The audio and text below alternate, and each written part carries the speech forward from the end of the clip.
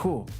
So, if you are watching right now, we are set to go. Actually, I'm going to add 2 minutes on the timer right now. So, for those of you watching live, we are all set to start at 10:02. And for those of you watching the VOD, you know the deal. The timestamps are in the description below, as always. I really appreciate your attention, as always. And make sure, well, please give this video a like, this stream. It helps the channel out. And for those of you who are here live, we will see each other in a couple minutes. All right, enjoy.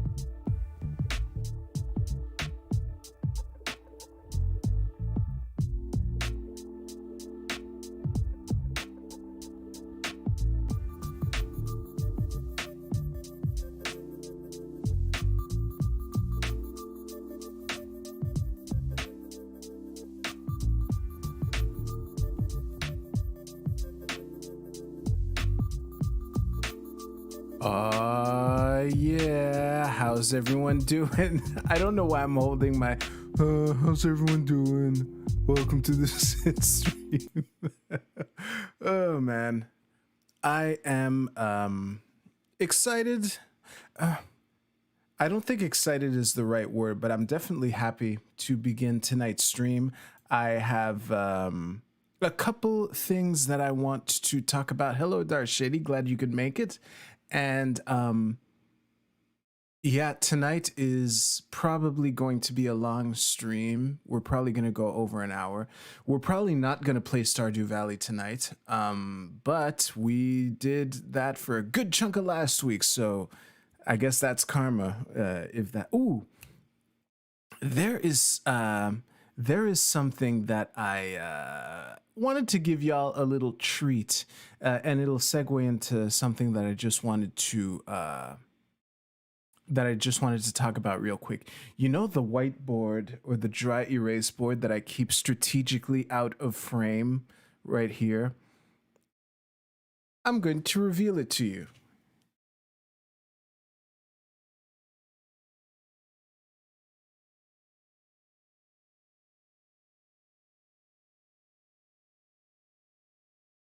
Drum roll, ta-da! It has nothing on it. That was a really convoluted way of talking about how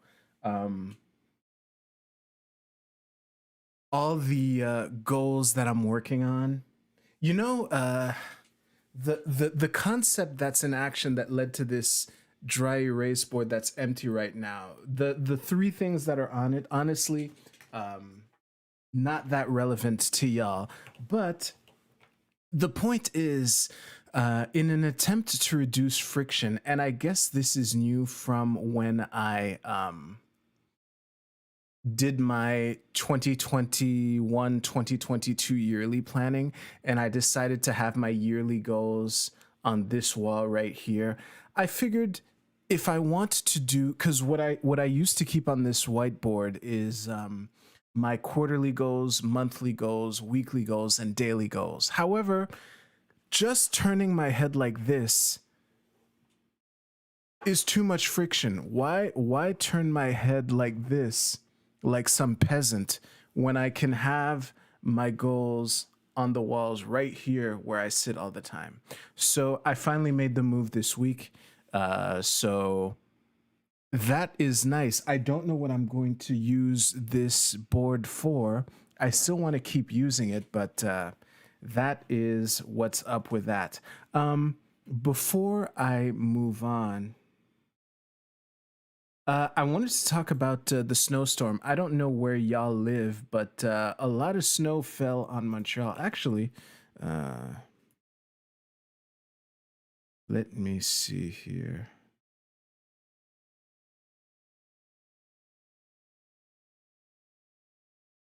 Oh, okay.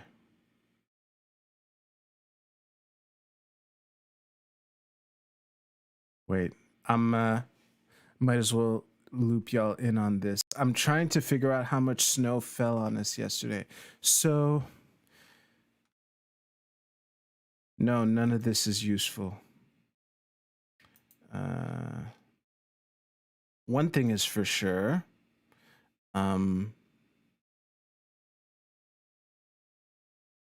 What? I don't know how much this is. All I know is that this is more than the usual.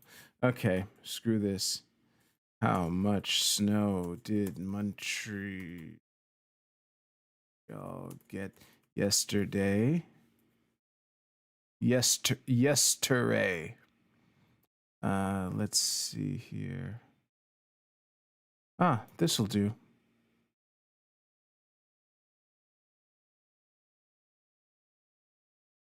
We got a lot of snow, okay? It was a snowstorm. I just want the exact, I don't know why I'm being so anal on the exact amount of snow, but it was a lot. The amount, I'm laughing at myself. Hello, Breck. I'm laughing at myself because the specific amount of snow that fell on Montreal yesterday isn't even all that important. The point is there was a lot. And kudos to Meteo Media for making the answer to a simple question so difficult to find.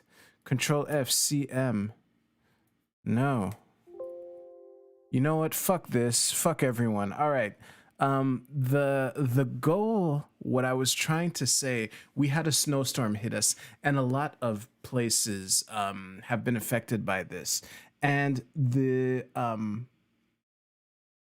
what I wanted to get at was that I hate winters in general, okay? It's cold. I like it hot. I hate being cold. I'm a chilly guy.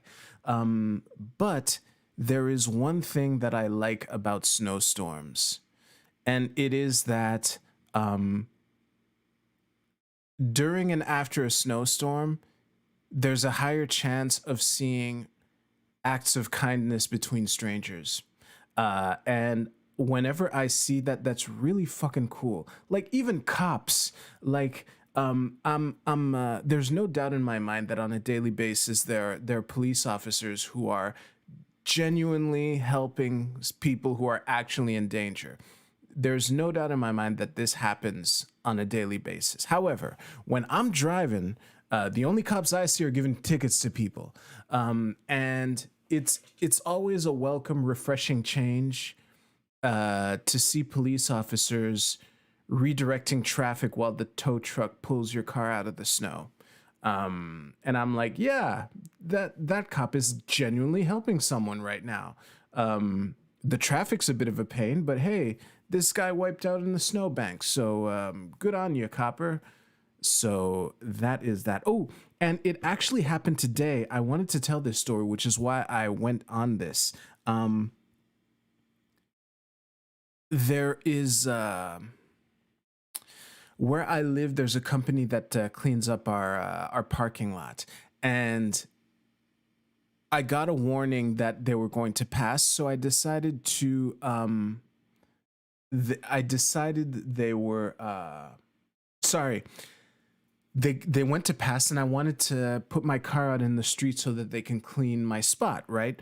And I don't know how familiar y'all are with snow removal or how organized snow removal works in your area. But what typically happens is, should I sketch this out? This was supposed to be a quick intro segment, and it's turning into a whole thing. Let me just open this up here.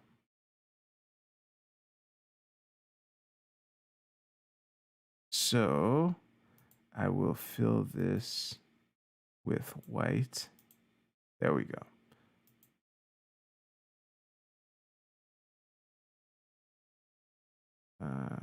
Good. All right. So the way it works is, let's say this is the street like this.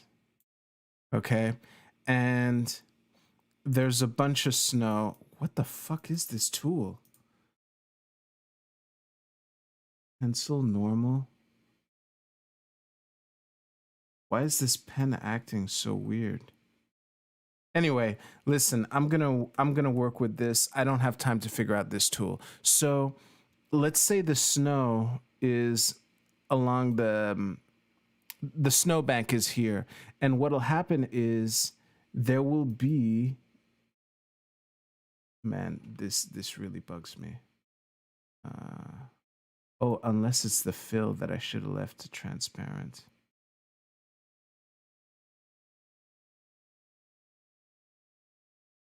Wait.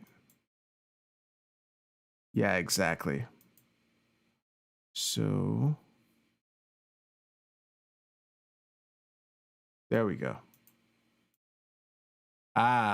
Okay. So, like I was saying, let's say there's snow all over the street, right? So there's one first plow who's going to pass, and it has a blade that's oblong, and as the plow passes, all this snow will become this big pile in the middle of the street here. And then after this guy passes, then a snowblower will pass with its spirally thing to clean up this snow, and either, depending on where you live, blow it on people's lawns or blow it onto a truck that's driving next to it. I live in a place that has a truck where all the snow gets hauled off somewhere. Anyway, the reason I'm going into all this detail is because when I went to my car to when I went to my car to bring it out in the street somewhere, it turns out that the first part of this job had taken place already, but the second part had not, for reasons I'm not aware of. So in essence, there was a essentially a snowbank in the middle of my street, and I didn't know this until I was driving out into the street right behind one of my neighbors. Now, my car is not well equipped to deal with that situation. However, it was an interesting situation to be in, because I realized that there's a snowbank in the middle of the street as my neighbor, who has a 4x4 vehicle, by the way, is plowing through it. And the only way I can make it through it in any way that's kind of convenient is to not let my car stop. I knew instinctively that if my car came to a complete stop, I'd be kind of screwed. So it was interesting to, like, because I don't want to get stuck in the snow, but I don't want to rear end my neighbor either. So I figured that out. And when I was walking back to my apartment to continue my day, I noticed another neighbor from another building further, maybe one or two buildings down the street. They were also stuck in the snow, and they were fucking spinning their wheels. And I was like, you know what? I'm outside. Let me go at least give the car a push. And so I start walking towards this person's car, and I'm like 3 steps away from their car when they finally get themselves unstuck. And I go, oh, like that. And then I start walking back to my house. And that person still rolled down their window and thanked me, because what I was intending to do is pretty clear, you know?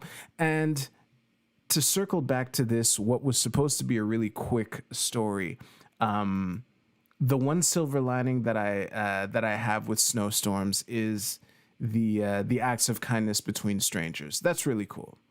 I'm tempted to tell another story, but we have a long show in front of us tonight, so I'm not going to.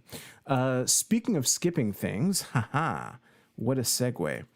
I want to show you this.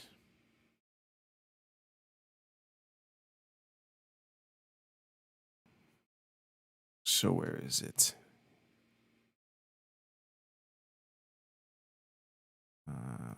Like that. Okay. I hit a milestone recently where my channel finally got 300 subscribers. And the reason I'm mentioning this is because this ties into a podcast that I've been slowly listening to, not as quickly as I would like. I've mentioned the Huberman Labs podcast, and this show persuaded me to, take a walk outside around sunrise every day. And there is an episode on building strong, long-lasting habits, or on keeping this long-term motivation. And one of the, to summarize that episode, maybe I'll link to it below, maybe I won't, is that when you achieve something, it's important to celebrate your wins, to give yourself that, that positive reinforcement. However, in order to maintain that motivation or that desire to continue working on other projects beyond the current immediate win, what he strategizes, and I won't get into the why, that's too long, it is to every now and then you just skip one. So the one sentence summary of that podcast was to maintain long-term motivation, celebrate your wins, but don't celebrate all your wins. And interestingly enough, when I connected to YouTube Studio and realized that I had over 300 subscribers, I was like, you know what? This is good, but I'm going to skip this one. I'm not going to celebrate it. Maybe at 500. But yeah, a nice thing though is, and none of y'all, this isn't going to make any difference to any of y'all, but it makes a difference to me, is that there is an alternative to YouTube called Odyssey. And now that I have 300 subscribers, I qualify for syncing with Odyssey. I don't know why my thumbnails aren't loading. None of the alternatives to YouTube are that good. But yeah, what pissed me off about Odyssey was that I would take the time to upload and copy paste all the descriptions and everything, and no one would watch it. And I don't mind no one watching my videos on Odyssey, but I do mind doing twice the work for literally zero extra benefit. So at least now that part is taken care of. I stopped uploading to Odyssey a long time ago, long before the Dark Triad quiz. I probably stopped around here or something like that. Anyway, I just wanted to share that. And did I have anything else I wanted to talk about?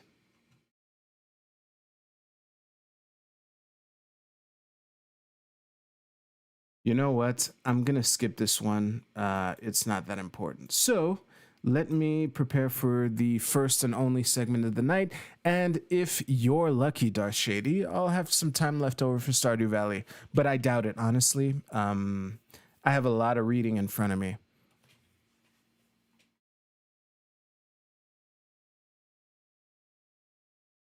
So let me just prepare this. It's funny too, actually. There we go.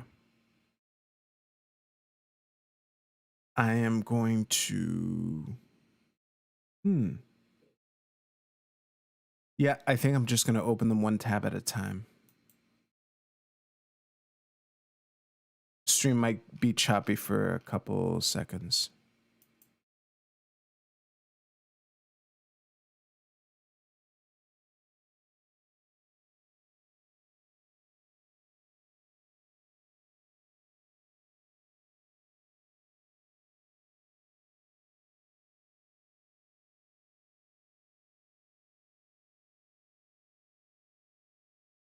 I'm literally closing ads on this page just to lighten the load a little.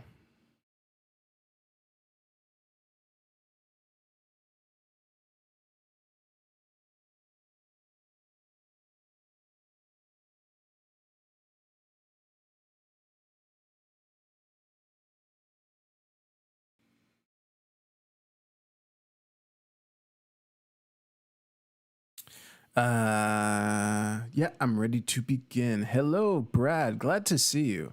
The people demand Stardew Valley. Well, this isn't a democracy, so we'll see what happens.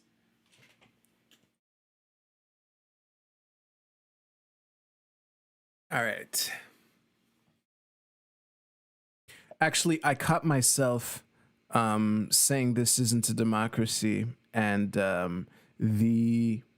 the ghost of a certain someone appeared over my shoulder saying, hey, you make content for the audience. So we'll see what happens. I don't want to go to bed too late. That's for damn sure. All right. Let's get started.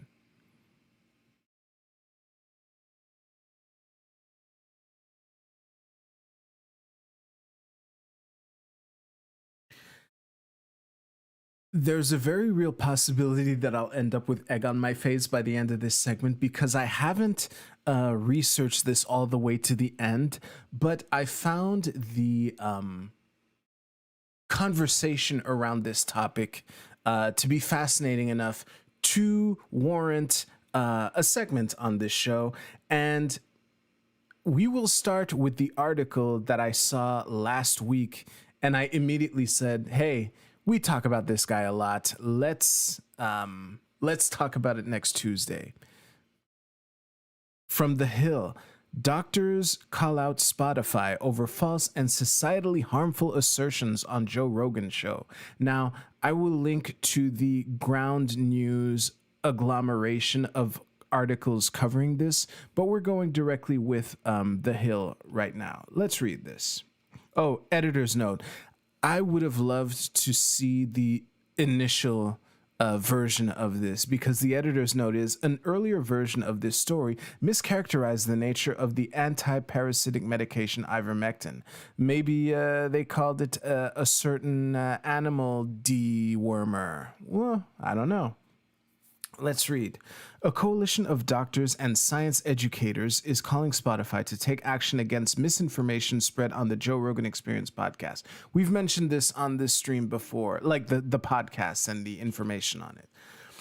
Quote, by allowing the propagation of false and societally harmful assertions, Spotify is enabling its hosted media to damage public trust in scientific research and to sow doubt in the credibility of data-driven guidance offered by medical professionals, an open letter signed by 270 healthcare professionals stated. We will read this letter, so I'm not going to click on this link. Let's just start with the article. We're going to ease into this. Rogan, 53, has an estimated 11 million listeners and immense influence, according to the letter which was reported by Rolling Stone. Okay, so they probably broke the story. Epidemiologist Katrin Wallace, who signed the letter, told the magazine that she views Rogan as a menace to public health and that his ideas are fringe and not backed in science. Wallace added that having Rogan and his guests on a huge platform makes it seem there are two sides to this issue, and there are really not.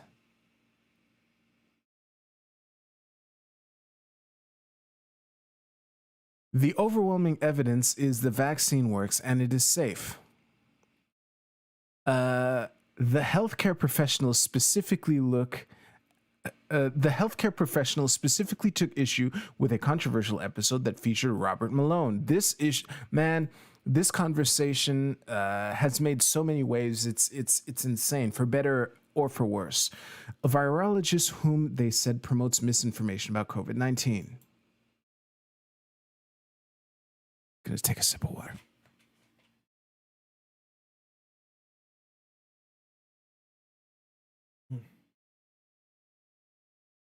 Plenty of water left. All right. Because we got two more of these to go through. This episode has been heavily criticized by many experts for remarks regarding the pandemic and how the coronavirus impacts people, especially those who are younger. Rogan, during the show, said that if a 21-year-old asked him if they should get the vaccine, redacted. The podcast host, who was infected with COVID-19 while unvaccinated, took the scientifically unproven anti-parasitic medication ivermectin as treatment. Oh my God, I wish I could see the initial version of this article. This is, oh my God, amazing. All right, let's continue. The new letter does not call on Spotify to remove the new letter. I don't know what. Anyway, the new letter does not call on Spotify to remove Rogan's show, but instead to develop a counter misinformation policy to ensure damaging ideas are not propagated on the streaming service. Okay. Spotify previously has not condemned Rogan's remarks, which have been criticized by medical experts, including White House Chief Medical Advisor Anthony Fauci. The Hill has reached out to Spotify and Rogan's show for comment. Okay, so here's the thing, and before we read the actual letter, I want to just riff on this a little, because when I saw this, I immediately thought to myself, like, I all things being considered, I still think that our institutional devices that help the public discern truth from falsehood have gotten kind of a bad rap. I think that bad rap is earned to a certain degree, but maybe not as much as has been given to them. Okay. Now I'm saying this seconds after not feeling comfortable reading some of Joe Rogan's comments out loud on YouTube. All right. So there's a part of that, you know, that's something that just happened. But the thing is, who has more power? I would argue that between Joe Rogan and Spotify, I think it's an easy case to make that Spotify, the multinational institution, probably has more clout and more pull than Joe Rogan does. However, Joe Rogan is Joe Rogan. And I don't know, like, I don't think it will ever be known, like the details of the contract that Joe Rogan signed with Spotify to get his exclusive deal with them. But if there's anyone who has the pull to sign with a multinational corporation and make sure that there are clauses in there that guarantee their freedom to say whatever the fuck they want, however the fuck they want, whenever the fuck they want, it's Joe Rogan. And if Spotify reacts to this, it will be very interesting to see, because I'm sure that and I haven't read the doctor's letter in full in a while, in a couple days, but I have the feeling that if Spotify were to bring the hammer down on the Joe Rogan Experience, they would be breaching their contract with him, which is why they wouldn't do it, you know? But that being said, let us read the actual letters written by these doctors. Actually, I'm going to take another sip of water. Give me a sec.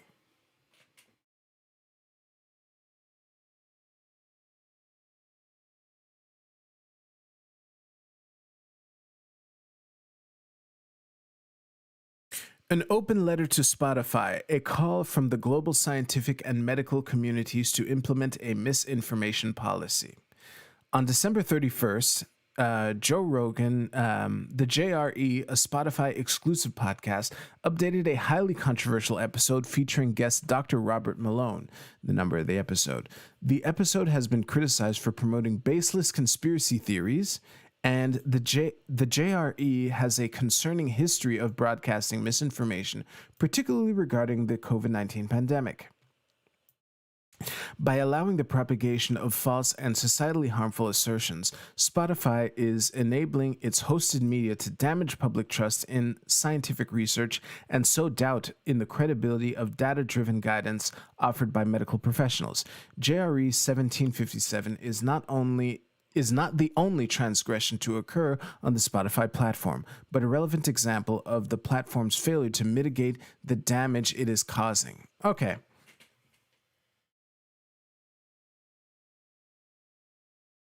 I felt like going on a little rant here, but I'm going to spare you. How long is this letter? Okay, it's not that long. Most of it is signatures, which we will get to also.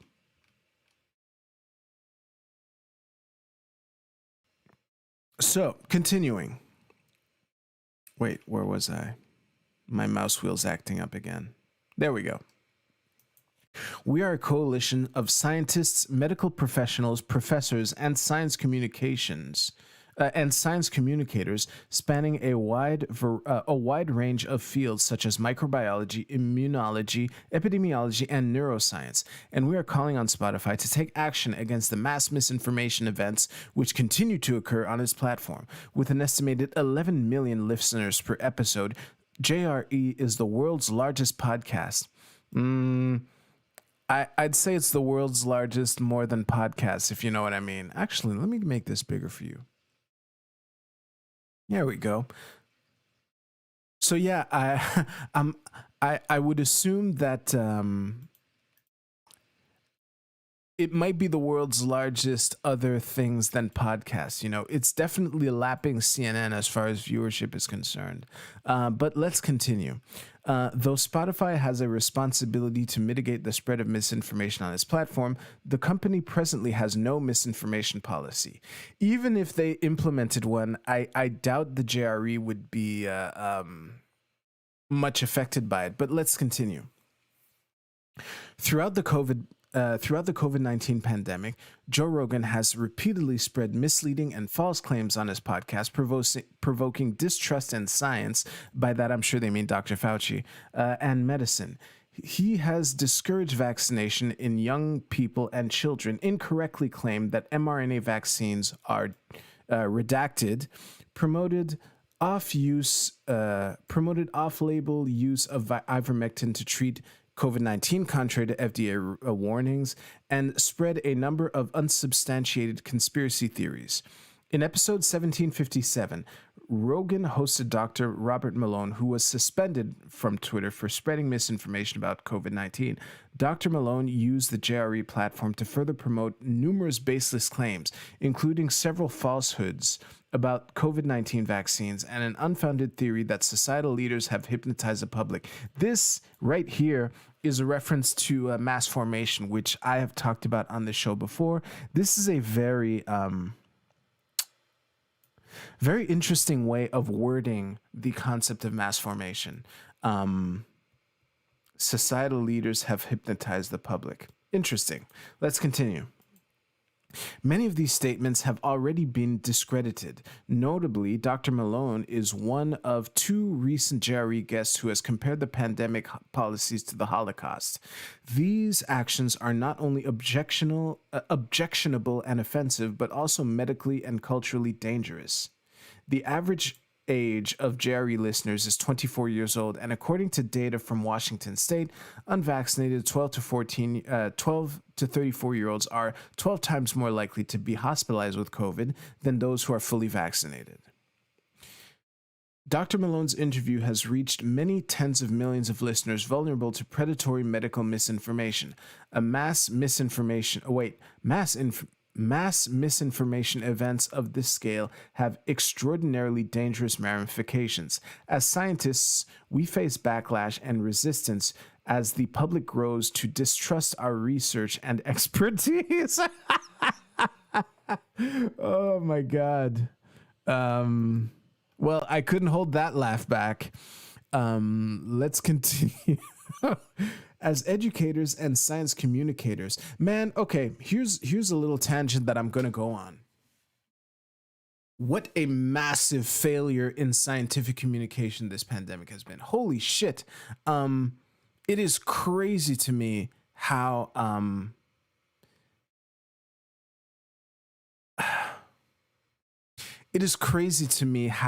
easy it was for a fucking comedian, former host of Fear Factor, MMA guy, to make medical claims that are taken more seriously than the fucking establishment responsible for managing this pandemic. And I don't see this as a failing of for this. I put the blame squarely on the shoulders of the establishment. A metaphor that I'm reminded of is cell phones. You know how it's annoying when you're with someone and then all of a sudden they break out their cell phone and they start looking at it and thumbing through and everything. Yeah, it's rude. However, my philosophy in those situations, and this is true in general, is that it's my job to be more interesting than your phone. And when someone like this particular thing, I don't think it's ever happened to me, but if I'm in the middle of a sentence and in the middle of my sentence, the person reaches in their pocket and starts thumbing through their phone, that's just a market signal. It's my job to be more interesting. And hey, maybe they just got a notification on something, but it's still up to me to be more interesting and to make them not care that their phone just vibrated.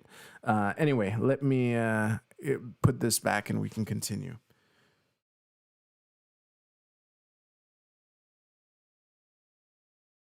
So, continuing. I'm just going to reread this sentence here. As educators and science communicators, we are tasked with repairing the public's damaged understanding of science and medicine. As physicians, we bear the arduous weight of a pandemic that has stretched our medical systems to their limits and only stands to be exacerbated by the anti-vaccination sentiment woven into this and other episodes of Rogan's podcast. This is, whoops, come on. There we go. This is not only a scientific or medical concern, it is a sociological issue of devastating proportions, and Spotify is responsible for allowing this activity to thrive on its platform.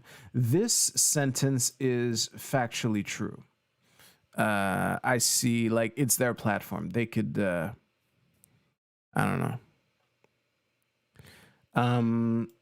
Last sentence. We, the undersigned doctors, nurses, scientists, and educators, thus call on Spotify to immediately establish a clear and public policy to moderate misinformation on its platform. Signed, all these names right here. There are over 270 of them, but I would like to draw your attention on something, though. Actually, I will research this right now just to get it. Joe Rogan doctor's letter.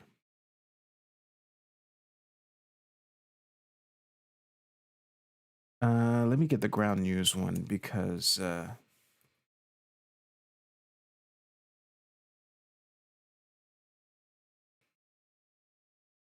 really? Fine.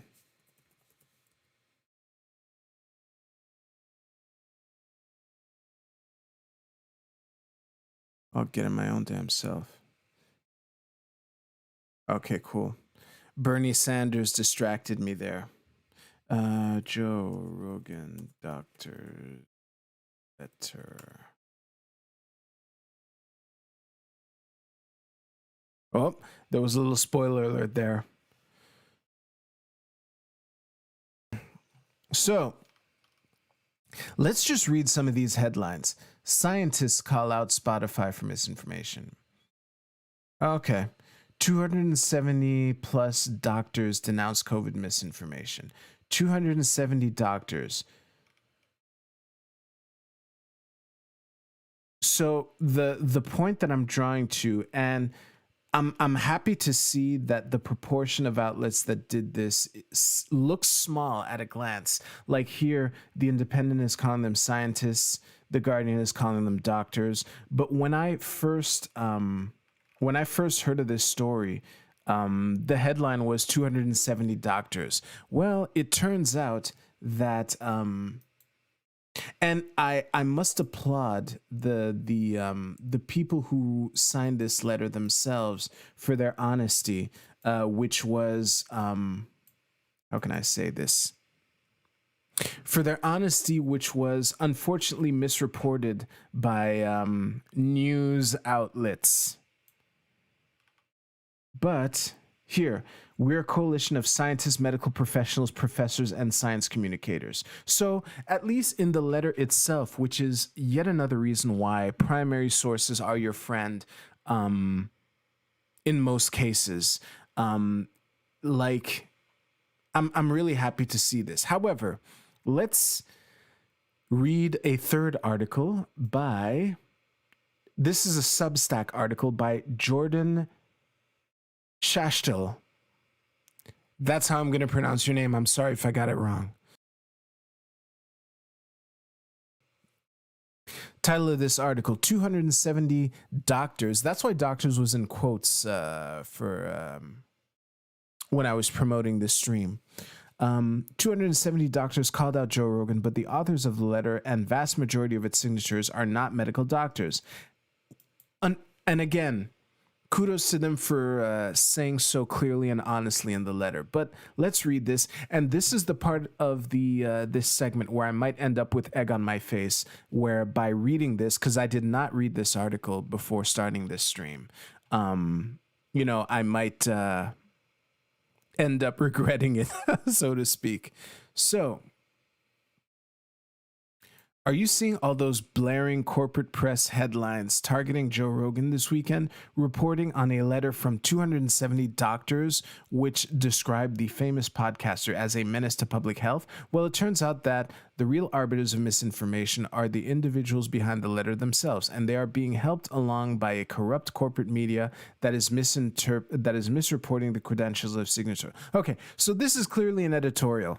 I'm sure that he did some fact checking, which we will get into, but just reading the tone of this first paragraph,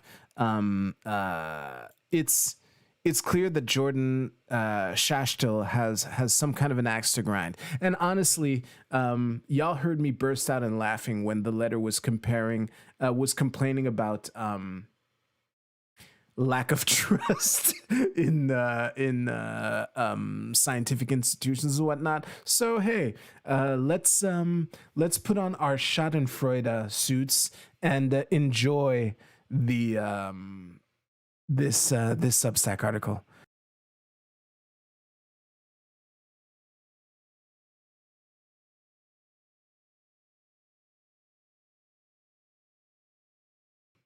I gotta get me a humidifier. All right. It was first reported by Rolling Stone with a story titled "Doctors Demand Spotify Puts an End to COVID Lies" with on the Joe Rogan Experience. Okay.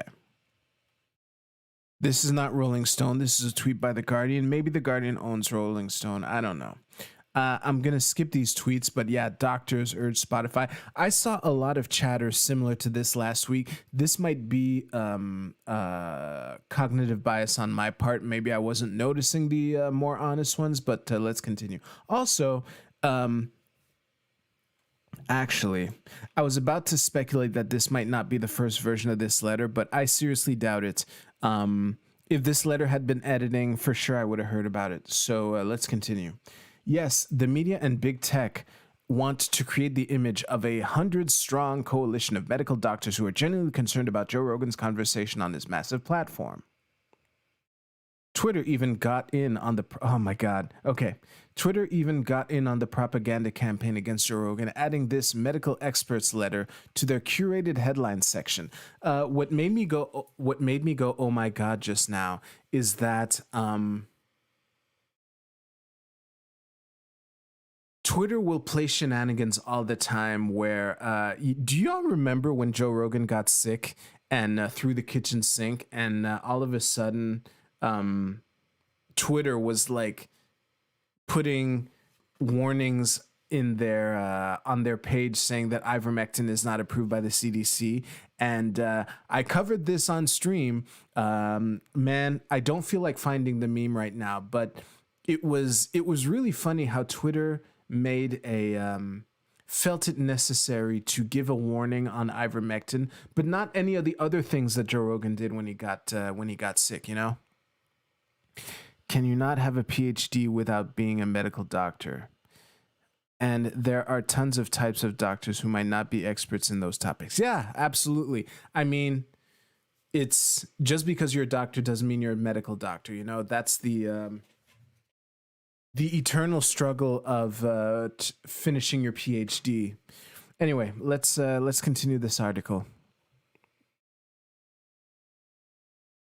Well, I reviewed this open letter, and it turns out that only 100 of the 270 plus signatories to the letter are people with qualified medical degrees, and a large chunk of that 100 or so medical doctors are MDs employed at universities who are not, in fact, practitioners of medicine. Again, I'm just going to trust this. I'm showing my work. So if it turns out that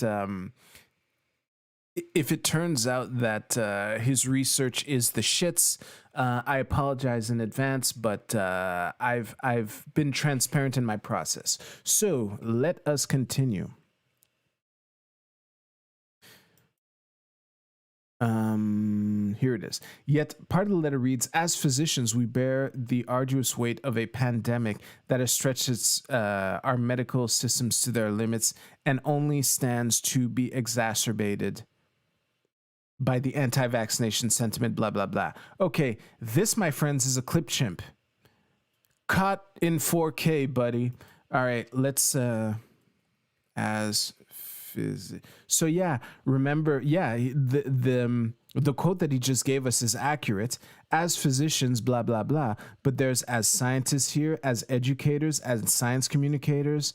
So yeah, he's, homie be clip chimping, but with text. Anyway, let's continue. Paradoxically, the disseminators of this petition are guilty of the very misinformation label that they've attached to Joe Rogan. And you might be too a little bit. Let's continue. In fact, neither of the two reported co-authors of the letter, Jessica Rivera and Ben Ryan, possess medical degrees. Rivera holds a master's degree and Ryan's a PhD academic who researches psychiatry. The letter denouncing Joe Rogan and pressuring Spotify to censor his speech. Were they like, okay? Let's play devil's advocate a little. They were explicitly calling for a misinformation policy. So would that entail censoring his speech? Maybe. I'm sure that if they did, they would be breaching their contract, which is why they wouldn't happen. I mentioned this earlier just now. But anyway, I've immediately from the first paragraph, I mentioned how this is an editorial. So let's continue. Let's soldier on. By my count, the letter is signed by over 50 PhD academics, around 60 college professors, 29 nurses. Nurses are medical professionals. I would include nurses with practitioners. They're out there in the trenches too. So anyway, continuing. 10 students, 4 medical residents, and even a handful of science podcasters. If that's true, that is funny. That is really funny. Okay. My science podcast good, your science podcast bad. The letter, which uses the word misinformation 9 times in 5 paragraphs, concludes with a call for Spotify to censor Rogan as part of a policy to moderate misinformation on the platform. Notably, there's no information on who or what group is behind the creation and circulation of the open letter. That is interesting to know. That is interesting. Rivera, the reported lead author of the letter, is associated with the far-left Rockefeller Foundation and The Atlantic, and she is a CNN contributor. Okay. Not sure what I think of that, but let's continue. Oh, sponsor. Yeah, there you go. Oh, that's it. Okay. So that was it. Well, I'm glad I read it. And again, I'm really happy that the letter was more honest than some of the news outlets reporting on the letter. So I would say that I am very eager to find out what is going to happen with this story, if anything at all, because I've griped on this stream before about how cringe doing your own research is. And as a matter of fact, when I said primary sources are your friend in most cases, the little implied asterisk there are studies in a field that you know nothing about. If you read a study in a field that you know nothing about, good for you, but you probably didn't learn anything meaningful. And you're kind of just using that study as a further evidence of whatever you thought before you read the study in the first place. Even if the study disagrees with your conclusion, then the mistakes in that study will leap out to you, or at least the perceived mistakes. and will serve to reinforce whatever the fuck you thought before reading the study in the first place, you know? So I am very curious to see what happens with this. It is very fascinating to see how the media are reacting to this, but please let me know your thoughts. If you're watching, what do you mean if I'm watching? Thank you so much for watching. If you enjoyed this video, please tap on this card here. You will certainly enjoy this video right here. Thank you very much. I'll see you soon. Man, that was garbage. Let me do over that outro. So thank you very much for watching. If you liked this segment, you will certainly enjoy this one right here. So please tap on the card right here to watch the next one. Thank you very much. I'll see you soon. There we go. That's better.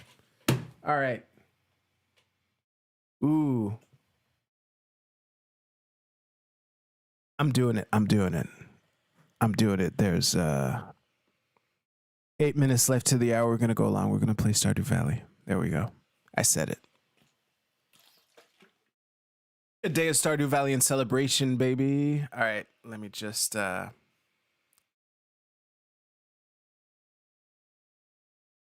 close this up.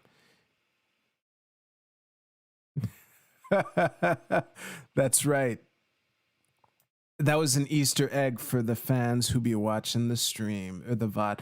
Man, my VODs get so many views. It's kind of nuts. I don't know what to think of that. I don't have any, oh, really? Stardew Valley is updating right now. So, there we go. That was fast. If you're what, yeah, imagine trying to convince someone in the 90s that Joe Rogan would end up this. Well, yes, man, very apt, Brad.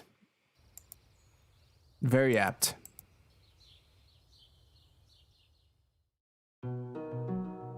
Y'all know what that music is. Really? Okay. Let's fix that scene. Give me a second. Oh, it's probably because... Okay, wait.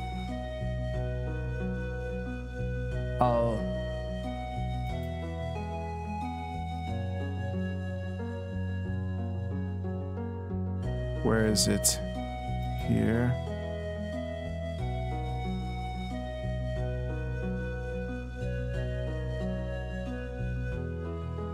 Why isn't it capturing?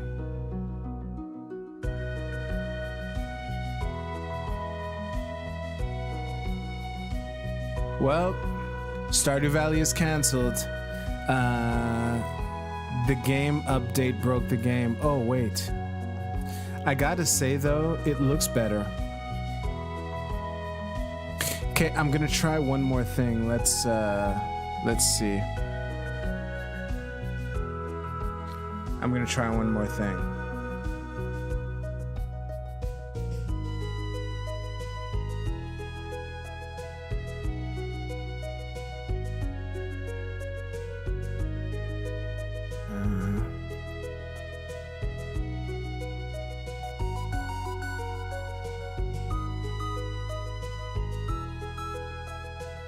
Really?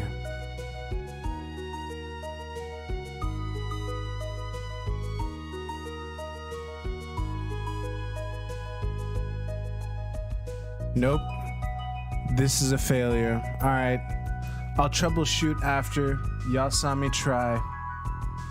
I'm gonna exit, see what's wrong, and I guess the fate of the universe was that I stick to my initial claim, which is no Stardew Valley. But hey, at least we had a good time.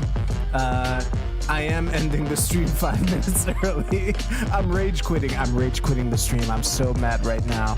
But yeah, thank you so much for watching. I don't have much more to add. Breck, Brad, Darth Shady, everyone else watching the VOD. If you're watching the VOD right now, please let me know and let me know why. All right, take care. I'll see you soon.